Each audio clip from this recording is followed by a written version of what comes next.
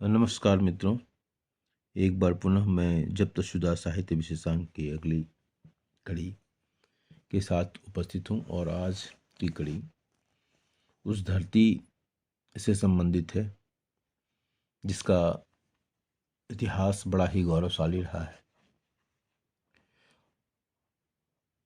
आज़ादी के आंदोलन में भी इस धरती ने और आज़ादी के बाद भारत में जब इंदिरा गांधी ने इमरजेंसी लगाया था तो उस आंदोलन में भी जेपी के नेतृत्व में एक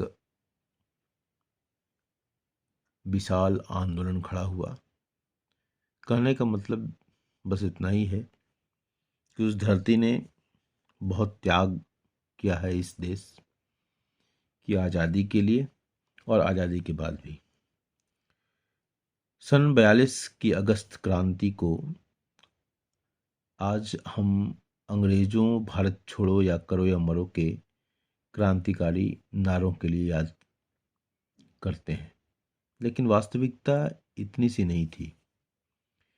क्रांतिकारियों पर बरपाए गए क्रूरतम अत्याचार की कहानी पटना में स्थापित शहीद स्मारक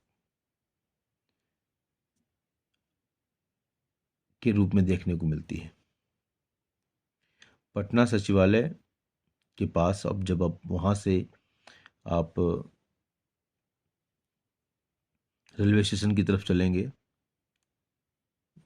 आगे हनुमान मंदिर मिलता है, तो 11 अगस्त 1942 की शाम पटना सचिवालय पर तिरंगा फहराने की एक जद्दोजहद थी और उस पर तिरंगा फहराने के इरादे से एक जुलूस पर पटना जिले के कलेक्टर आर्चर ने गोली चलवाई थी। 7 लोग मारे गए थे और अनेक घायल हुए। ये शहीद स्मारक उन्हीं 7 शहीदों की स्मृति है जो स्कूल के विद्यार्थी थे। बिहार में अगस्त क्रांति की व्यापकता का एक बड़ा कारण इन 7 छात्रों की हत्या से उपजा भारी जनरोष भी था। तो आज उसी कहानी को मिथिलेश श्रीवास्तव जी की कलम में हम देखने का प्रयास करेंगे। आज हमारी कला पर भले ही बाजार और व्यापार हावी हो गया है, पर स्वाधीनता संघर्ष के दिनों में अनेक कलाकार आंदोलन से जुड़े थे। नंदलाल बसु और यामिनी राय गांधी से बहुत प्रभावित थे। देवी प्रसाद राय चौधरी के बनाए हुए स्वाधीनता संबंधी स्मारक कला और स्वाधीनता संघर्ष से जुड़ाव के अनोखे प्रमाण है।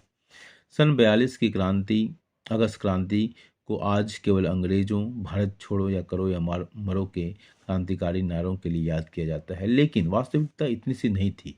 क्रांतिकारियों पर बरपाए गए क्रूरतम अत्याचार की कहानी पटना में स्थापित शहीद स्मारक आज भी आते जाते लोगों को सुना जाता है।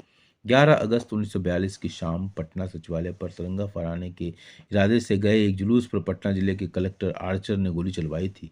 7 लोग मारे गए थे और अनेक घायल हुए थे।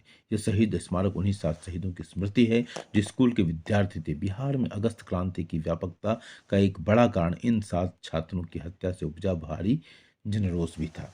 पटना का यह शहीद स्मारक मूर्ति शिल्प कला का एक अनोखा नमूना है, क्योंकि इसमें आज़ादी की लड़ाई के तीव्रतर दौरे में हुए क्रूर अत्याचार की एक झांकी है और शहीदों के खून का जोश और उसका तनाव मूर्तियों की बनावट में है। शहीद स्मारक प्रतीकात्मक तौर पर उस त्याग को दर्शाता है जो स्वतंत्रता संग्राम में भारत के लोगों ने किया। इसके शिल्पी थे प्रसिद्ध कलाकार देवी प्रसाद राय चौधरी। देवी प्रसाद राय चौधरी का परिवार उत्तर बंगाल में जमींदार था, लेकिन राय चौधरी का मन कलाकार का था। उनके गुरु थे अविंद्र नाथ ठाकुर। रविंद्रनाथ के शिष्यों में नंदलाल बोस, चित्रनाथ मजुमदार, यामिनी राय, असित कुमार हालदार आदि थे, जिनका नाम भारतीय कला के इतिहास में अमर है। देवी प्रसाद राय चौधरी को अपनी पहचान बनाने में काफ़ी संघर्ष करना पड़ा था। मद्रास के आर्ट स्कूल में वह 28 वर्ष तक रहे। मूर्ति शिल्पी के रूप में उन्होंने काफ़ी नाम कमाया। स्वतंत्रता संग्राम के शहीदों की झांकियां और आज़ादी के महापुरुषों की प्रतिमाएं उन्हें काफ़ी बनाई। इससे आज़ादी की लड़ाई और उसके महत्व की ओर उनके रुझान का पता चलता है। आज़ादी के आंदोलन के दौरान महात्मा गांधी के सामाजिक, आध्यात्मिक और सांस्कृतिक विचारों और संघर्षों की प्रतिध्वनि देवी प्रसाद रायचौधरी के मूर्ति शिल्प और शहीद स्मारकों में मिलती है। द्रावणकोर मंदिर में हरिजन प्रवेश, उद्घोषणा, ध्वंस, देवता, अंतिम प्रहार, भूख से पीड़ित श्रम की विजय आदि कांस्य में बने मूर्ति शिल्प इसका प्रमाण है। उनकी बनाई बड़ी मूर्तियों में सर सुरेंद्रनाथ बनर्जी, महात्मा गांधी और मोतीलाल नेहरू की प्रतिमाएं असाधारण मानी जाती हैं।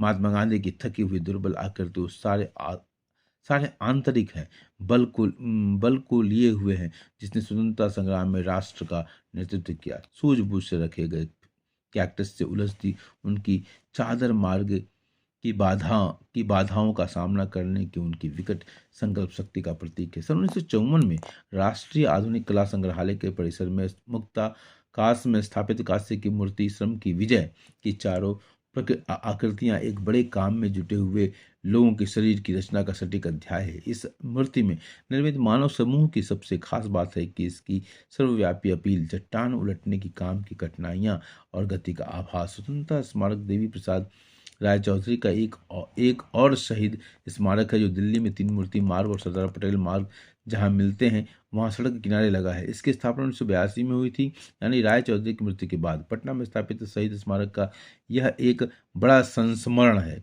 जिसे बनाने का काम जवाहरलाल नेहरू ने देवी प्रसाद रायचौधरी को सौंपा था। देवी प्रसाद का दावा था कि इनकी मनुष्य आकृतियां वाली यह मूर्तिशिल्प विश्व में अनेक ढंग की सबसे बड़ी रचना है। 29 मीटर लंबी सतह पर 4 मीटर ऊंची 11 आकृतियों वाला यह संयोजन अनेकता में एकता का प्रतीक है। हर आकृति अपनी शारीरिक बनावट और विशिष्ट पहनावे के द्वारा एक खास राज्य का प्रतिनिधित्व करती है। इसमें सबसे आगे लंबी सी छड़ी हाथ में लिए आगे बढ़ती हुई आकृति महात्मा गांधी की है। लोग इसे नमक सत्याग्रह से जोड़कर भी देखते हैं। शंखो चौधरी 1916 लघु और बड़े आकार के मूर्ति शिल्प की रचना समान खूबी से कर सकते हैं। कांसे में गढ़ी हुई महात्मा गांधी की प्रतियां कार्ल खंडेलवाल के शब्दों में राष्ट्रपिता का सबसे उत्कृष्ट मूर्ति शिल्प है। यह मूर्ति शिल्प ब्राजील में है। शंखों का बनाया खान अब्दुल गफ्फार खान का पोर्ट्रेट शैली का मूर्ति शिल्प भी महत्वपूर्ण है। अंग्रेजों के खिलाफ देशव्यापी असहयोग आंदोलन में सक्रिय रूप से भाग लेने वाले अन्य कलाकारों में भवेश चंद्र सन्याल भी थे। सन 1929 में लाहौर कांग्रेस में अधिवेशन में भाग लेने कलकत्ता से गए थे। लाहौर में सन्याल को लाला लाजपत राय की प्रतिमा बनाने का काम सौंपा गया था। लाहौर उन्हें इतना पसंद आया कि वे वहीं रह गए।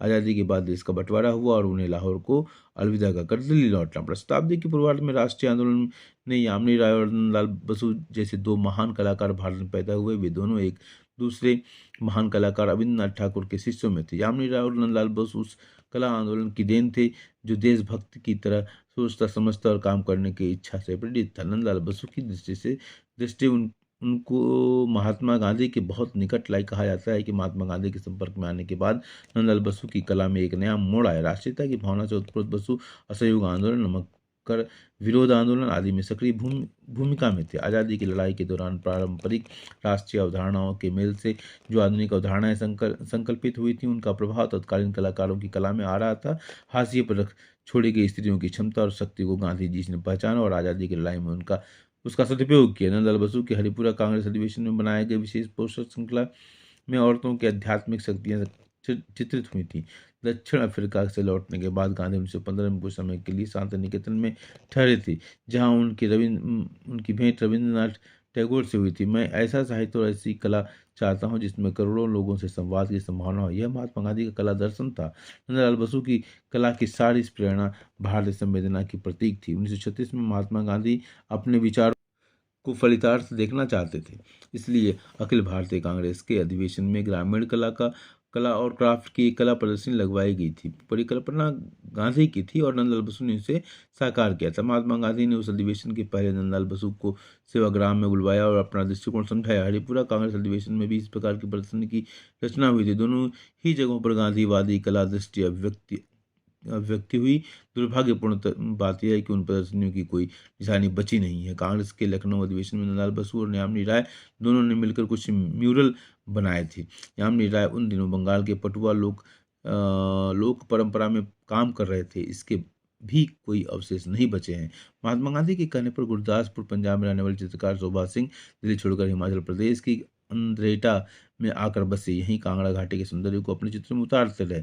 अमर म्यूजियम जम्मू में उनकी 15 कलाकृतियां रखी हुई हैं। बंगाल के प्रसिद्ध मृत्युशिल्पी राम किंकर बैज भी अपनी कला में भारतीय मिथकों के माध्यम से राष्ट्रीय और सांस्कृतिक एकता की झांकी दिखाते थे। दूसरे और तीसरे दशकों में नंदलाल बसु और बंगाल स्कूल के अनेक कलाकारों को गांधीवादी अवधारणाएं प्रिय रहीं।